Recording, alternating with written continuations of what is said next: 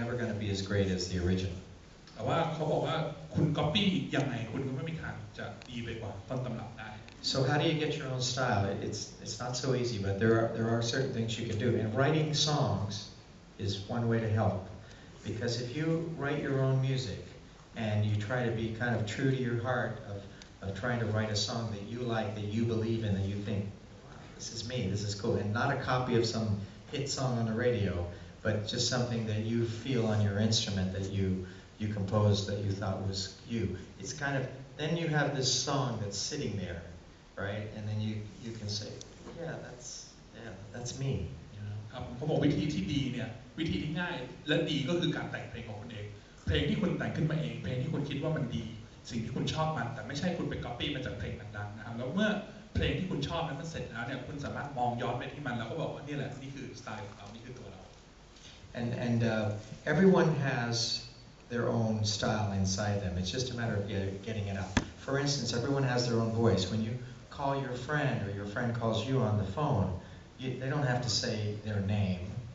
You recognize their voice, right? ครับผมแล้วเขาบอกว่าทุกคนมีสไตล์ของตัวเองอยู่ข้างในนะครับมันเหมือนกับว่าเวลาเราโทรหาเพื่อนเนี่ยเพื่อนที่สนิทกันรู้ทันทีเลยว่าใครโทรมาจำได้จากเสียงนะครับ So everyone has their own voice. Now you just have to figure out how to get it out on your instrument. And so writing songs is one way. Listening to a lot of different kinds of music is another way. Listening to a lot of different kinds of instruments. And then it's sort of like being a chef in the kitchen. You take this piece here and this little sauce here and this little fragrance, and you just mix it together and it hopefully becomes you. ครับผมเขาบอกว่าจริงๆทุกคนมีสไตล์ของตัวเองอยู่แล้วแต่ว่าสิ่งที่คุณจะต้องทำก็คือเอาสไตล์นั้นออกมาและถ่ายทอดมาเครื่องดนตรีของคุณนะครับมันเป็นการดีที่คุณจะฟังดนตรีที่หลากหลายฟังนักดนตรีที่หลากหลายนะครับแล้วสุดท้ายเอามารวมกันเป็นตัวเองมันเหมือนกับเวลาเราเป็นพ่อครัวอยู่ในห้องครัวนะครับแล้วก็เอาส่วนผสมหลายๆอย่างมาทำสุดท้ายออกมาเป็นอาหาร So sometimes historically I've tried to write a song for the band that I'm going to be working with. So I was recording an album called Rio a long time ago, and it was on acoustic guitar. It was mostly Brazilian flavored music, but we were going to do a session in New York City, and that time Marcus Miller was only 19 years old and he was going to play on the session. So I wanted something funky that Marcus could play. ครับผมเขาบอกว่าตอนนั้นเนี่ยเขากำลังจะแต่งเพลงให้กับวงที่เขาจะเล่นนะครับอยู่ที่นิวยอร์กแล้วก็เขาก็แต่งเพลงกันอยู่ทีนี้มือเบสที่เล่นให้เขาตอนนั้นคือมาร์คัส มิลเลอร์ซึ่งตอนนั้นมาร์คัสนี่อายุ 19 นะครับเขาพยายามแต่งเพลงที่มีกลิ่นพวกบราซิเลียนอะไรอย่างเงี้ยแล้วก็พอมาร์คัสมาเล่นเนี่ยเขาก็อยากให้มีกลิ่นฟังกี้หน่อยก็เลยเป็นให้มาร์คัสเล่นในเพลงนี้ At the same time, the album was totally acoustic. That was what I decided to do. So I had to write a song that I could play funky on the acoustic guitar. It was like not so easy. เขาบอกว่าอัลบั้มนั้นเนี่ยเขาตั้งใจจะเป็นอะคูสติกเป็นอัลบั้มอะคูสติกแต่ทีนี้เขาก็เลยบอกจะมาเล่นฟังกี้บนเครื่องดนตรีอะคูสติกมันก็ไม่ง่ายนะ So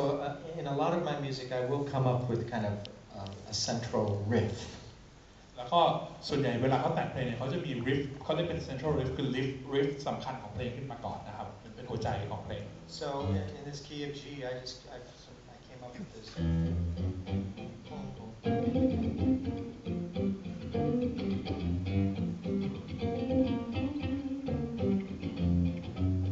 And I was thinking when I wrote that I wanted to. I was thinking of Marcus Miller. So that inspired the riff, and then I ended up putting a tune over that riff, and then the bridge was interesting because the tune is in G, right? And there's a lot of G on the tune, but then all of a sudden the bridge goes to B minor, and so like G to C and everything doesn't relate too much, but then I modulate to B minor.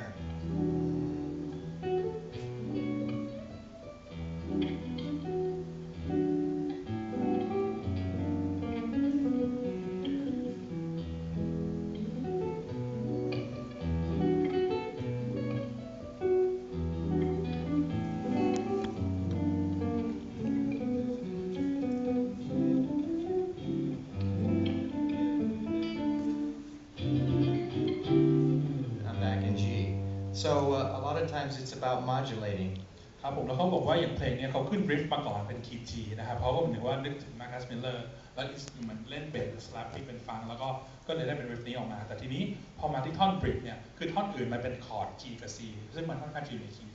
คีย์ G นะครับท่อนบริดเนี่ยเขาโมดูเลตมาเป็น D minor นะครับแล้วก็เขาบอกว่าบางทีมันก็ไม่รู้มาได้ไงแต่ว่าเพลงของเขาเนี่ย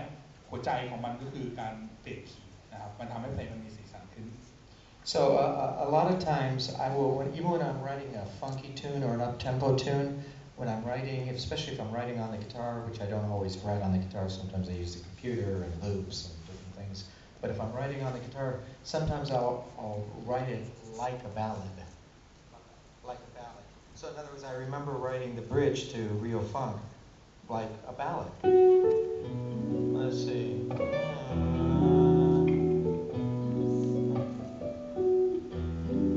So, you know, that way, sometimes it's easier to come up with the melody.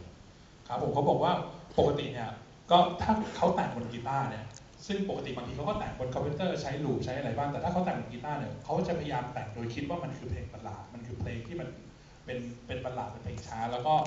วิธีนี้เนี่ยบางทีทำให้เขาได้เมโลดี้ขึ้นมานะครับ So, for instance, let's we were going to play something else, but since we're talking about Real Funk, let's play Real Funk. Okay? ครับผมมอบเวทีให้วงนะครับ